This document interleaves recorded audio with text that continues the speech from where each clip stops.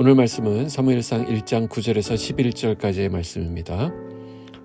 그들이 실로에서 먹고 마신 후에 한나가 일어나니 그때 제사장 엘리는 여호와의 전 문설주 곁 의자에 앉아 있었더라.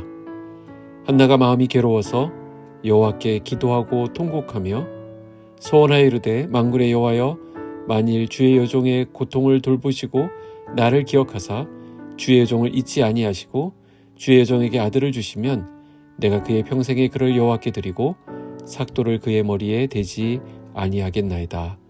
아멘. 할렐루야. 주님을 찬양합니다. 요즘 들어 사무엘상 말씀을 묵상하고 있는데 이 말씀 안에 엄청난 보물이 담겨 있음을 봅니다. 우리의 삶도 담겨 있고요. 우리가 만나는 모든 일들도 말씀을 통해 만나게 됩니다. 그런 것 같습니다. 세월이 흐르더라도 인간의 삶 가운데 찾아오셔서 그분의 은혜를 베푸시고 인도하시는 하나님의 사랑, 오늘도 우리는 그 사랑에 기대어 살아갑니다. 새벽 묵상이 진행되는 동안 나를 향한 하나님의 마음을 발견하고 그 문제에 대한 해답을 찾는 귀한 은혜가 있기를 축복합니다. 9절을 보겠습니다. 그들이 실로에서 먹고 마신 후에 한나가 일어나니 그때 제사장 엘리는 여호와의 전 문설주 곁 의자에 앉아 있었더라. 9절에서 보면 한나의 일어섬과 엘리 제사장의 앉아 있음이 대비되고 있습니다. 일어서는 것은 새로운 결단을 하고 앞으로 나아가는 것을 말합니다. 한나의 단호한 결단, 그런 일어서는 모습과는 달리 엘리 제사장은 자리에 앉아 있었습니다. 당시 레위인들의 안일하고 나태한 모습을 상징적으로 보여주는 그런 표현이라고 할 수 있겠습니다. 오늘 본문에서 첫 번째 살펴보게 되는 것은 이 한나는 문제의 자리에서 일어났다라는 것입니다. 이 구절에서 일어났다는 것은 무슨 의미일까요?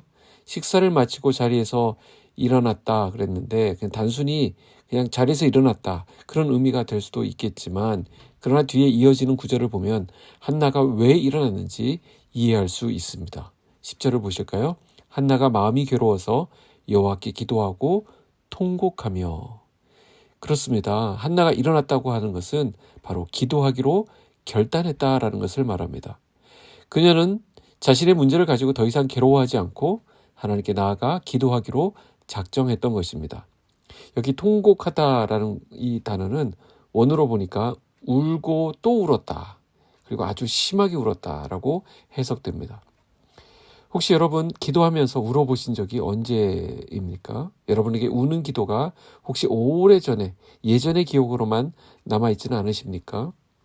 하나님 앞에서는 우리의 모든 눈물이 다 기억되고 기록된다는 사실입니다.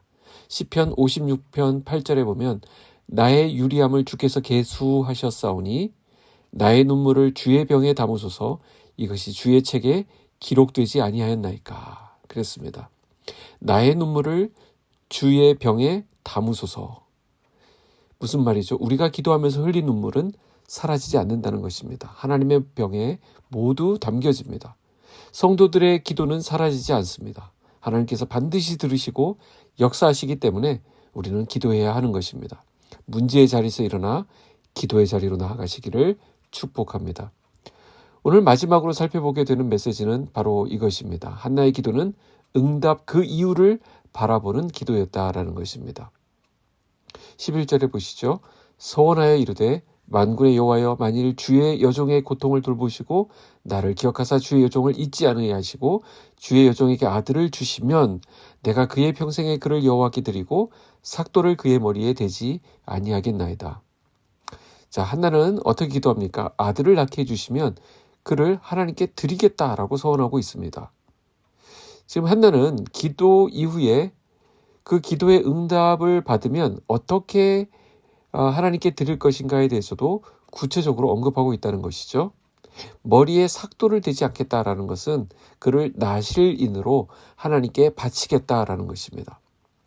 무슨 말이죠? 한나는 아들을 주시면 그를 평생 여호와께 드리겠다라고 서원하고 있는 것입니다. 어떤 측면에서는 참 이해가 되지 않는 부분입니다. 지금 오랫동안 불임으로 고통을 당하고 있었습니다. 굉장히 큰 소름을 당하고 있었습니다. 근데 만약 아들을 낳게 되면 어떻게 해야 됩니까? 좀 옆에 끼고 두고 사람들의 앞에서 자랑도 하고 당당하게 보란듯이 키우고 싶지 않았을까요? 그런데 그런 귀한 아들을 다시 바치겠다고 한다니 이게 참 이해가 안 되는 부분입니다. 그러나 한나는 그 아들이 하나님 앞에서 하나님께 쓰임받는 아들이 되기를 기도하고 있습니다. 하나님과 깊이 대화하기 시작하면서 하나님의 소원을 마음에 품게 된 것이고 그것을 품고 기도했던 것입니다. 우리는 어떻습니까? 우리도 문제가 생기면 한나처럼 간절하게 기도합니다. 건강 문제, 물질 문제, 자녀 문제, 진학 문제, 취업 문제, 이런 여러 가지 기도 제목들. 그러나 그걸로 끝인 경우가 많습니다. 그 기도를 응답해 주실 때 그 응답으로 주신 것을 어떤 목적으로 사용하길 원하는지 잘 생각하지 않는다는 것입니다. 거기에 멈춰버리는 것이죠. 예를 들어 우리들의 아이가 외교관이라는 직업을 꿈꾸며 기도한다고 했을 때 무조건 그 시험에 붙게 해달라고 열심히 기도합니다. 그러나 그 직업을 통해서 그 외교관으로서 어떤 모습으로 하나님을 섬길 것인지에 대해서는 기도하지 못한다라는 것이죠.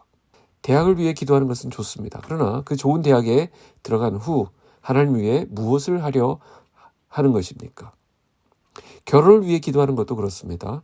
그 배필을 만나게 되었을 때 하나님 앞에서 어떤 가정을 이루어 나갈 것인지 잘 생각하지 못하는 경향이 있다는 것이죠. 오늘 저와 여러분은 어떤 기도 제목을 가지고 하나님께 기도하고 있습니까? 그리고 그것이 응답되면 하나님께 무엇을 드리겠다고 소원하고 계십니까?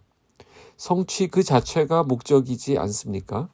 선물을 주시는 하나님께 집중하기보다 선물 그 자체에만 마음을 두는 것입니다. 기도하는 우리가 받게 되는 가장 큰 선물은 사실 하나님 그분을 누리는 것입니다. 내 소원을 가지고 하나님께 나아가면서 하나님의 소원이 무엇인지를 알게 된다면 우리는 정말 멋진 기도를 드린 것입니다. 하나님 아버지의 마음을 헤아릴 수 있는 우리가 되었으면 좋겠습니다. 악하고 패역한 세상 속에서 우리를 하나님의 자녀로 부르신 뜻이 무엇인지 깨닫게 되었으면 좋겠습니다. 기도의 자리로 인도하신 하나님께서 그 기도 이후의 삶을 통해서도 우리를 인도하실 것을 믿고 나아가는 귀한 은혜가 있기를 축복합니다. 기도하겠습니다. 하나님 아버지, 이 아침 우리를 만나주셔서 감사합니다. 기도의 응답으로 받은 사무엘의 일생을 주님께 드렸던 어머니 한나의 믿음처럼 오늘 하루 우리의 삶을 주님께 드리며 이 아침을 시작하기 원합니다. 여러 가지 문제들, 어려움들이 겹겹이 쌓여있는 상황들이지만 그 문제의 자리에서 일어나 기도의 자리로 나아가는 우리가 되도록 인도하여 주시옵소서.